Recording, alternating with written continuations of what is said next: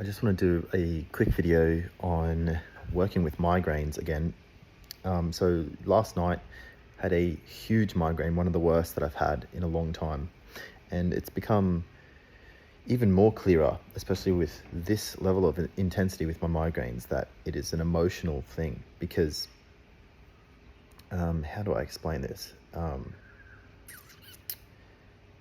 Well, there's the pain, and now it's so obvious that if I look at it and start to dredge it up, it becomes, worthlessness, suicidal thoughts, especially this time, has been much more extreme and intense than previously. And it's so obvious that there is this, you might call it a physical pain, but and then in this setup of observer and that which is being observed, it can seem like there's just pain which has no name to it. There's no words, there's no memories, there's no images in it.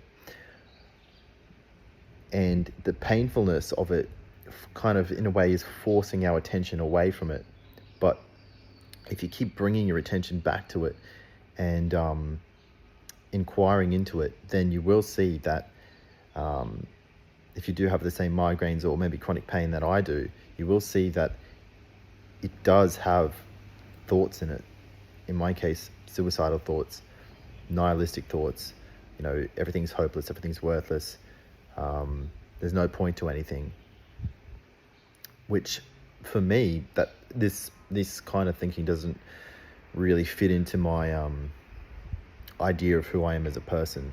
So I think that's why it is repressed. Although it does make sense when you look at all of my addiction history, the sort of behaviors I was doing makes sense, and the feeling that I wasn't into life and I didn't want to do X, Y, Z, what must have been because of these underlying beliefs which manifest psychosomatically. So I think that I ran into a couple of pitfalls when working with intense pain like that. So, I want to say that this episode was probably the most intense mental health episode I've had, apart from, like, if I remember taking acid one time, I felt completely out of control. And maybe like when I was in the depths of, even when I was in the depths of addiction, it was very blank state. There's a lot of pain, but it was blank. But this is visceral, like, visceral thoughts and visceral pain. And my instinct is to avoid this pain. And in a funny way, sometimes the inquiry can take on that aspect, where bringing the thoughts up in order to get away from them. We're using spirit hands in order to hurry it up and make it go away. Especially when this amount of pain's here, we want it gone as quick as possible. And because these things may have worked in the past, there's this automaticness to it, which is like, okay, yeah, there's those thoughts. There's that thought, like, I'm worthless, bring it up. Yep, it dissolves. Okay, next thought. And there's a bit of pace to it. And then I was doing a lot of IRF as well. So I would say that one of the biggest thing when working with that chronic pain was, and I kind of realized this at the end when I realized, I was like, man, I've been just trying to get rid of it this whole time, like, and also the pain reinforces that, like, because it's so painful, you want it gone. Really take some time to settle into getting into calm, present awareness. And for me, with that level of pain and intensity, it requires a lot of deep breathing and breathing with the sensations and with the pain and welcoming it. So I did that for a long time, maybe an hour or two. And really there's no alternative. When it is that painful, it's like, well, this is excruciating. If I'm not doing this, it's unbearable. So I have to look at this. So I might as well be, I'd find that, like, okay, I'm breathing and I'm welcoming, and there is a lessening of the pain. And then I'd be like, okay, well, I'm done now. And then the pain would come back, and I'd be like, oh, well, all right, back to the breathing. So just have a look at what's actually working in your experience, because my mind would try to rush away and do something else and go back to inquiring when, I think that getting into that calm, welcoming space is so key. And it takes a lot of time, because, the level of suicidal thoughts I had was so intense. I was never going to act on it, but it's unbearable. It's so painful. Yeah. So, and then once I'd welcomed all the different layers as much as I could, when you get into that calmer headspace, then you can kind of much clearer see when you're connected to the bodily sensations and when you're not. When you're not in a calm mental headspace, there's a lot of just like panicking right up here, like mental, everything's mental. You're bringing up words and dissolving it as mental. But when you do the deep breathing and you're reconnecting or connecting to the sensations and the feelings and welcoming all of it, rather than breathing kind of back and just focusing on the breath, don't just focus on the breath, be breathing and at the same time feeling any of the sensations that are there and welcoming all of them. Because in meditation, there can kind of be this focus element of meditation where we're just focusing on the breath. And so for me, being a long-term meditator, that's something that my mind defaults to, which is similar to this kind of awareness-based practices which disassociate us from our feelings, which is what Scott talks a lot about. And there's a parallel to breathing meditation, which is like that. So breathing with the sensations counteracts this. And so so breathing with the sensations and welcoming them will change it so that you can clearly see okay, as you bring your attention to, I think, so there was different parts of my face that had a lot of pain, and this felt like they were open wounds almost. That's how painful they were. And tension at the same time, but just felt very raw and vulnerable. And like all up through here, around the top of my head, back of my head, in my neck. And so each time I'd be like gently bringing my awareness down into it and scanning, and noticing the thoughts that are there, noticing the images that are there, then it would start to dissolve at the same time as there would be words and images coming up. But then sometimes I would notice that my attention goes from the jaw and then kind of goes up mental again. So that this motion of like going from the body to being kicked out is actually the mind rejecting it. Even though this might feel good, dissolving it and watching the sensation feels good, there's another part of the mind that doesn't want this to happen at all. And so you'll get kicked out. And this is a trauma response. Your mind's just like, I don't want to feel this anymore. So you get kicked out. And then that's when seeing whatever words are contained in that kick out, and just resting with those. And the instinct is to like rush back to the jaw because there's kind of relief there. But if you keep trying to rush back there, you're forcing something, because your mind doesn't want to go there. So just give your mind what it wants, and it wants to be seen. So at that moment, it's like, I don't want to feel this. So rest with those words as well. Rest with the images that come up. I don't like this.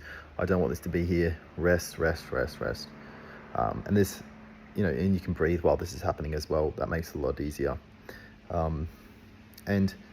So that's why the breathing meditation is key, and getting yourself into this really calm, as best as you can, headspace, and taking time beforehand, especially with intense chronic pain. That's why it's key, is because you won't be able to rest with these thoughts and images, because there's such a rush to get back to. You just want to get out of pain so bad, so there's a rush to get back there. That's why you really need to take time out to just rest and relax and get into the best mental headspace you can, even though there is this immense amount of pain. What else? So then you have to have an immense level of patience with yourself while you're doing this. And just trust the fact. You know what you have to trust? You have to trust the fact that as you are welcoming the pain, as you go to these sensations and these contractions, and you notice that there are thoughts and images and memories contained within them, there is a relaxation in the body of this. Trust that, because what will happen is it'll start to happen, but the mind's automatic process is to kick out of that. And you'll notice in the kick out, there's actually more pain. So our mind doesn't know what's good for us. It thinks that kicking us out and not looking at this is going to be good for it. But we want to be whenever we're kicked out, we want to be noticing why we've been kicked out, what words are there, what images, what memories, and going back into it. And so the inquiry itself is very gentle. So we're being really gentle with whatever we're inquiring into. It's not so much like, what's there? It's very curious and open and gentle, and which is easier to do when you've got into that kind of meditative state through breathing and welcoming all the thoughts, memories, and sensations.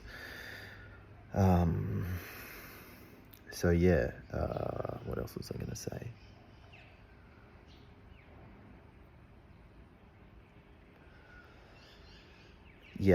So what I was saying was, like, it's going to be repetitive. You're going to keep seeing the same thoughts and emotions come up over and over again, but each time just getting, tuning into it, feeling it, welcoming it, and having this very slight inclination in the mind to see the images that are there, actually, because sometimes it'll only show you words. But there was this one way that when I was really calm and present with everything, I had this this kind of mantra that I would repeat, which is like, I just want to see what's there. That's all. I just want to see it. I don't want to change it. I just want to see whatever's there, and gently, gently, gently seeing whatever's there, and letting, this is the huge part, letting the emotion and the sensation and the contraction, or the energy, whatever you want to call it, letting that speak for itself. So otherwise, if we're not letting it speak for ourselves, we're putting our mental imprint onto it. And, sometimes we might inquire from the mind to the sensation. We might go, what does this say about me? And then we go straight back up to the mind. The mind says, it says I'm worthless because I've experienced this sensation before. I know where it is. And so this is a very intellectual game that we're playing there with it. But we have to let the sensation speak for itself. And that requires a lot of patience. And requires us bringing it closer to ourselves, welcoming it in, and then gently, gently, gently seeing whatever's inside. And you'll see that the memories are there, and then that softens up the experience. I guess in summary, what I want to say is that working with intense chronic pain, with the migraines, at some stages I've been able to work with it pretty quickly, but it seems like with the more intense migraines, where I think I'm getting towards the core is definitely the suicidal thoughts. When I'm getting closer to that core, the resistance to it is at its most intense because it's what is the most repressed. So in order to work with those core repressed thoughts and feelings and emotions, you need to really work with getting into a very calm mental headspace as best as you can before you start to work with these, because otherwise it just spins you out completely. Because I was spun out for quite a few hours last night and I couldn't do anything, and I was nauseous and I was sick. So, and I did some IRF and stuff, and I'm not sure if that worked. It definitely changed a lot of the energy in my system, but I don't know if I could have got there through just noticing, witnessing, welcoming. I feel like IRF is sometimes something that is really useful for non-intense, like if the repression is lifted a lot. That's my opinion at this stage. So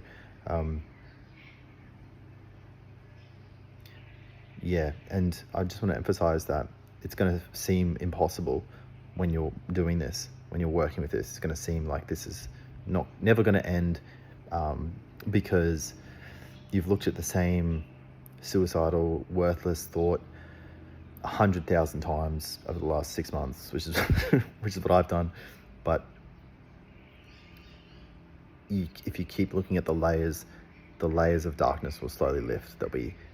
It'll be really intense, and yep, you have to turn back into it again, and yep, it's intense, and then it'll get lighter and lighter and lighter, and you'll start to return to that calmer, grounded center. So